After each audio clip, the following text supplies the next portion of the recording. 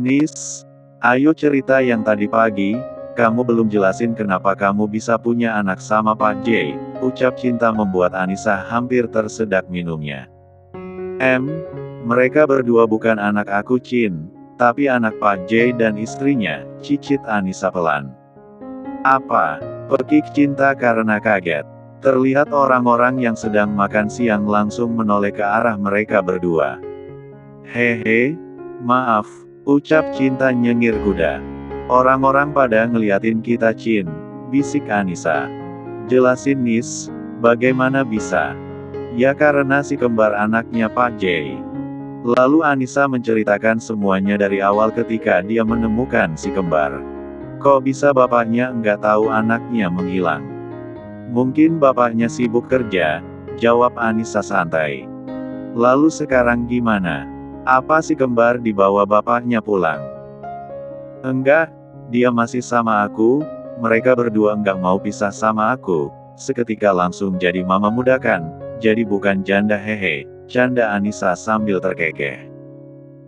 Cinta langsung menyenggol lengan Anissa, ketika melihat Pak J dan seorang laki-laki masuk kantin. Lihat Pak J masuk kantin, cowok di sampingnya siapa Nis, kok kelihatan cakep banget, bisik Cinta membuat Anissa langsung mendongakkan kepalanya dan menghentikan makannya. Enggak tahu juga, jawab Anissa, karena dia memang tidak kenal dengan Dakan. Apa itu rekan bisnisnya Pak J, kok bisa makan di kantin? Biasanya kalau orang kaya kan makannya di restoran, ucap Cinta lagi. Enggak semua orang kaya juga kok yang seperti itu, sahut Anissa. Tiba-tiba dia teringat ucapan adiknya waktu itu, kalau J dan Gavin makan dengan daun singkong. Tapi rasanya sampai sekarang aku sedikit enggak percaya sih dengan ucapan Avan malam itu. Apa iya Pak J dan Pak Gavin makan di rumah, batin Anissa. Tiba-tiba seorang laki-laki menghampiri meja mereka berdua, sedangkan J duduk di meja lain bersama Gavin. Abang, aku ambil makan sendiri aja, ucap Gavin. Setelah mengambil makanannya dia malah belok ke meja lain. Bukan meja J dan Gavin. Apa saya boleh gabung duduk di sini? Tanya Dakan sambil membawa nampan makanan miliknya. Anissa dan Cinta saling pandang ketika melihat Dakan yang minta izin tapi sudah duduk manis. Agak lain memang. Tidak usah minta izin Pak, karena Bapak sudah duduk juga, sahut Cinta membuat Anissa terkekeh kecil mendengarnya. Kamu bisa aja, masa saya berdiri terus, nanti kram kaki saya, sahut Dakan membuat Cinta dan Anissa hanya manggut-manggut mendengarnya. Kenapa kalian berdua tidak bergabung dengan meja para staf di sana? Di sana juga banyak cleaning service yang sama dengan kalian berdua, ucap Dakan. Lebih enak hanya berdua Pak, karena kami berdua kan bestie, jawab Cinta membuat Anissa hanya mengangguk terus. Namun tanpa keduanya sangka, ternyata Gavin dan J malah menyusul si Dakan juga. Kenapa menyusul? Aku sedang PDKT, sumut Dakan membuat J mendelikan matanya menatap Dakan kesal. Biasa aja kali natapnya, sumut Dakan sambil menyuap makanannya. Tiba-tiba ponsel Anissa berbunyi, dengan cepat dia menerima panggilannya. Assalamualaikum Ra.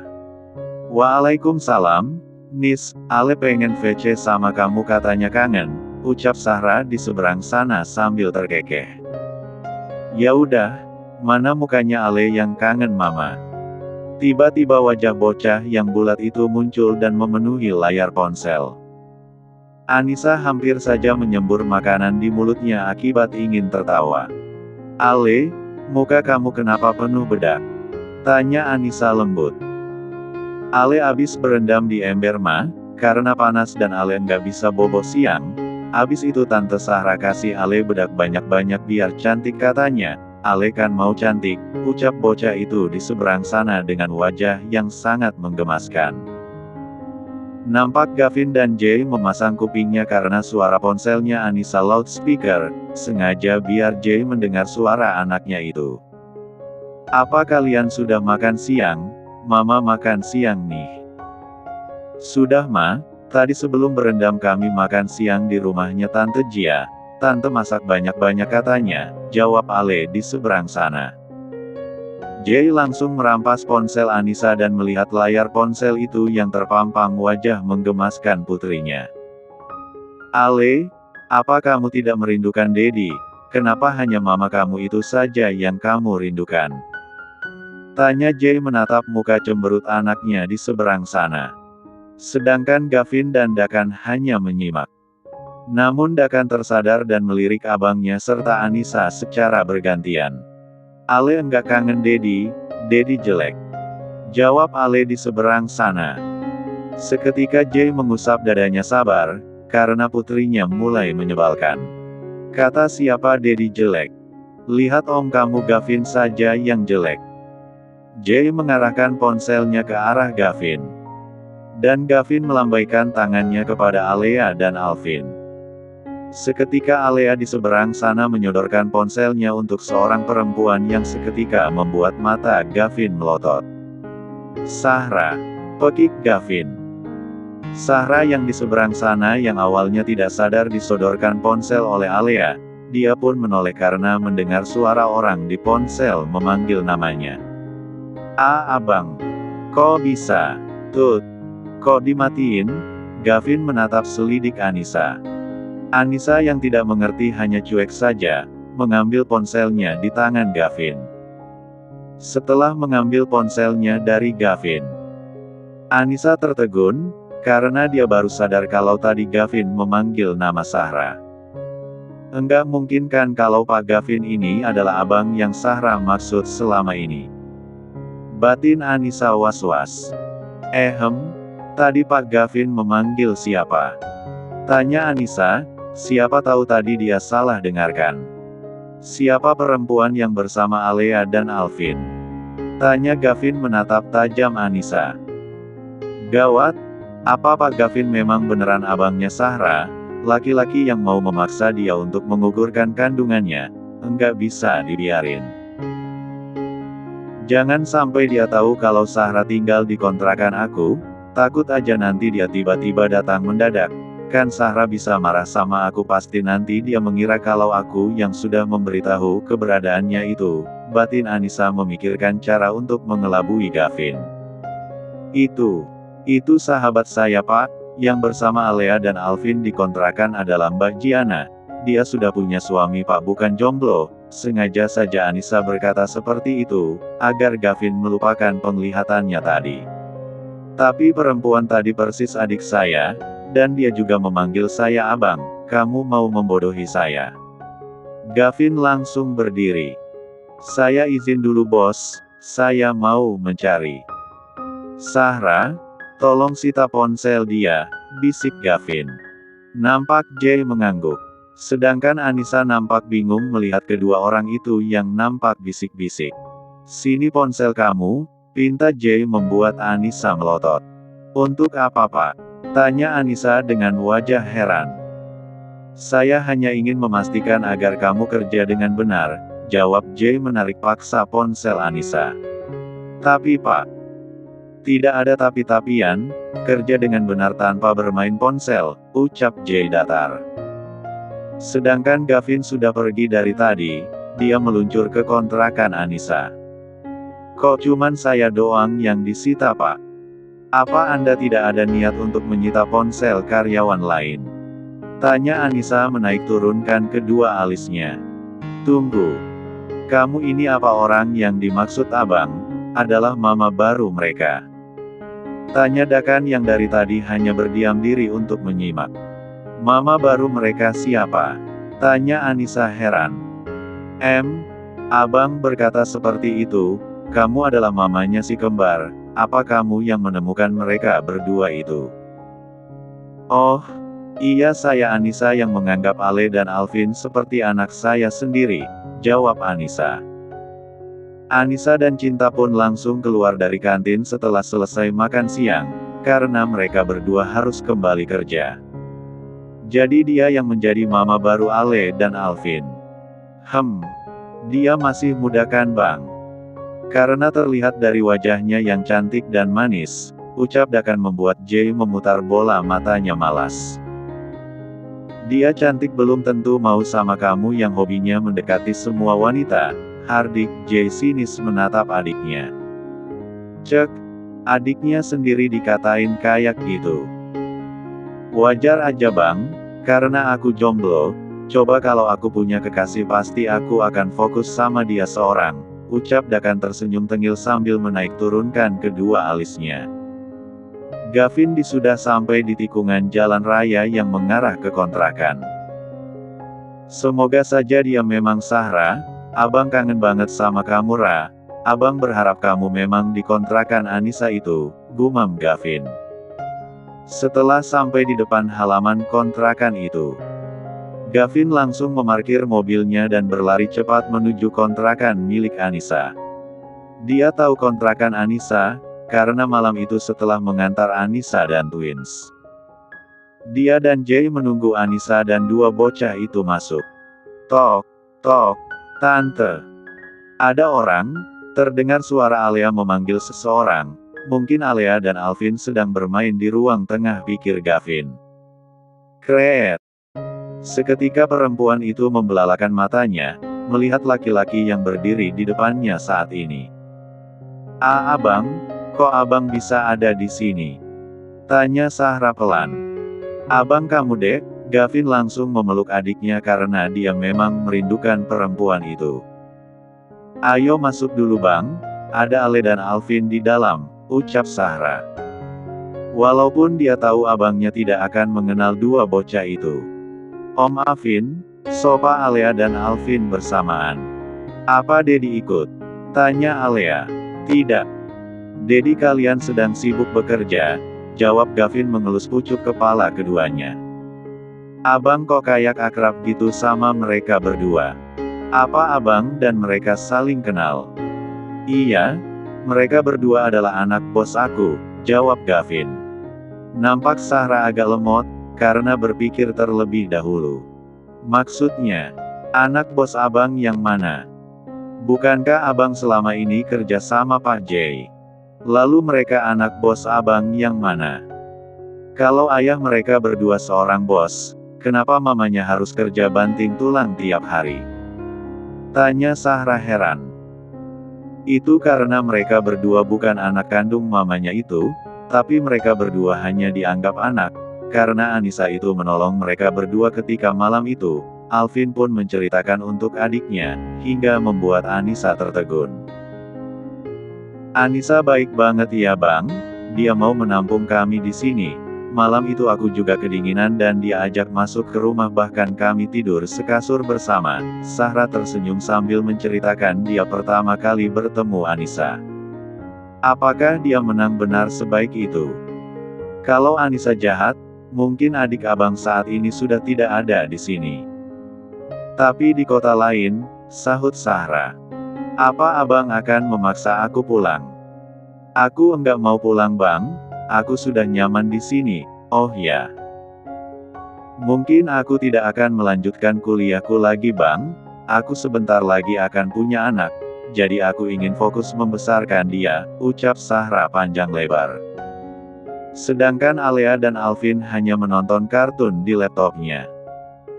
Kalau kamu nyaman di sini, abang tidak akan membawa kamu pulang dek, kamu harus baik-baik di sini.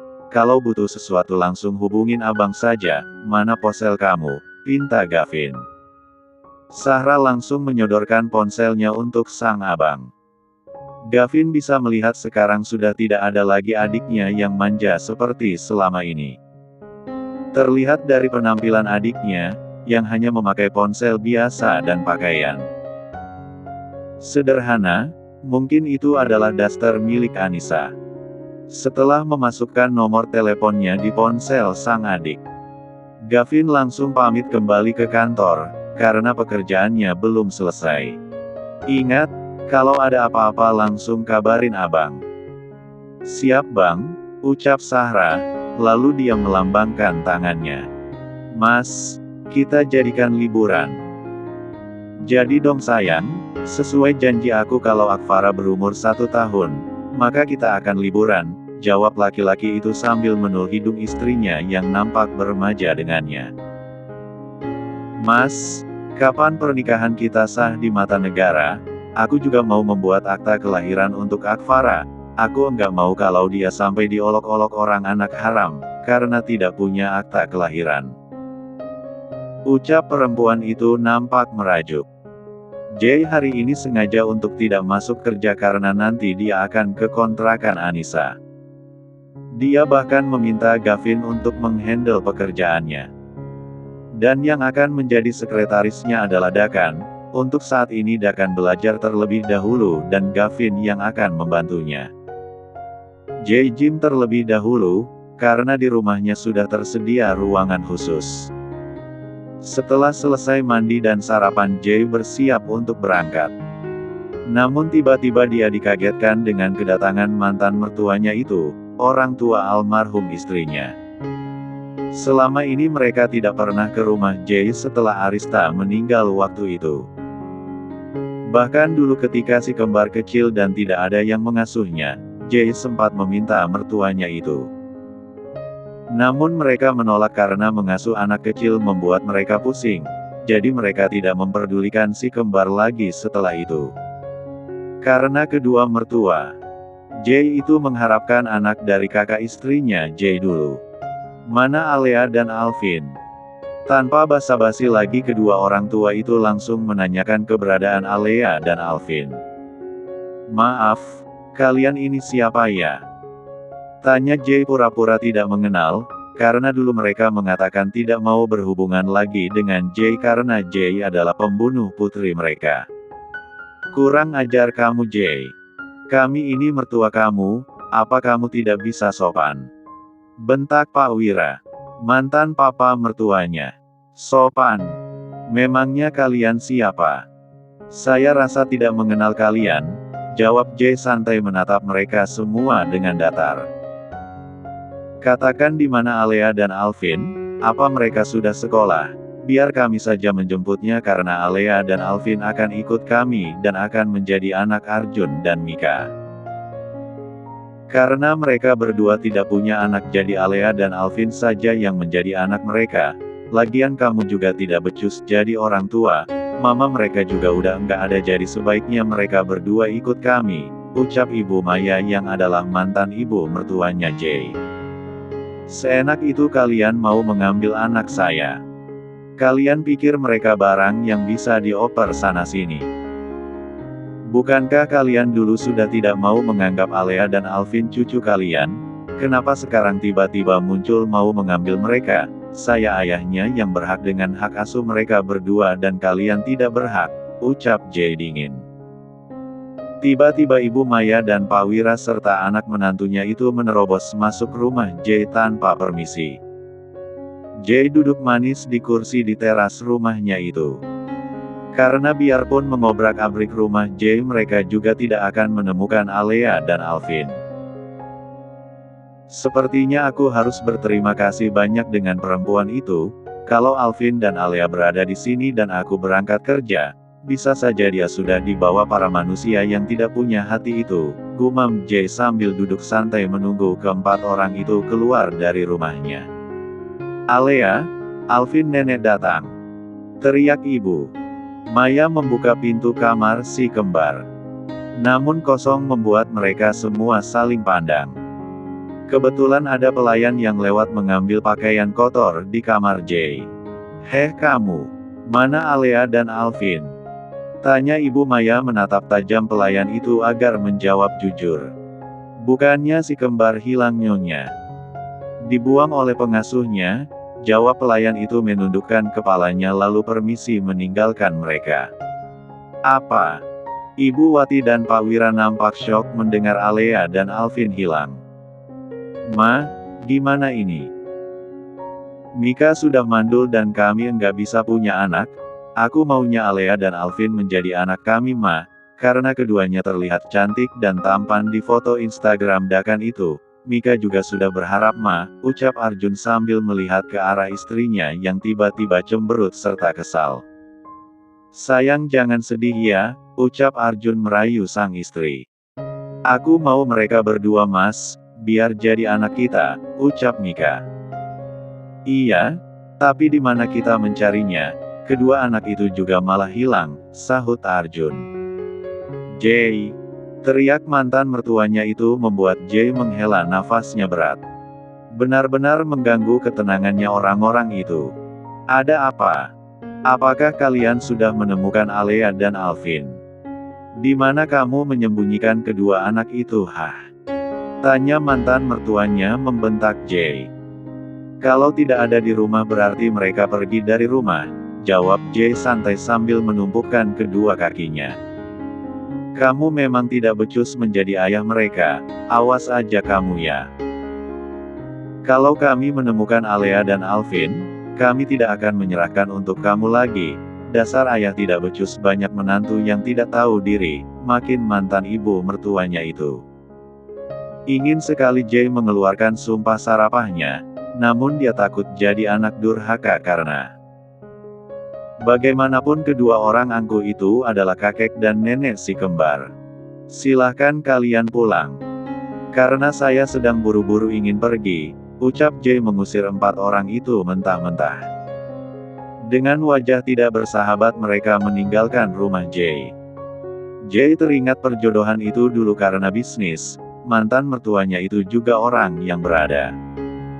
Namun bisa-bisanya dulu tidak ingin mengasuh Alea dan Alvin sementara.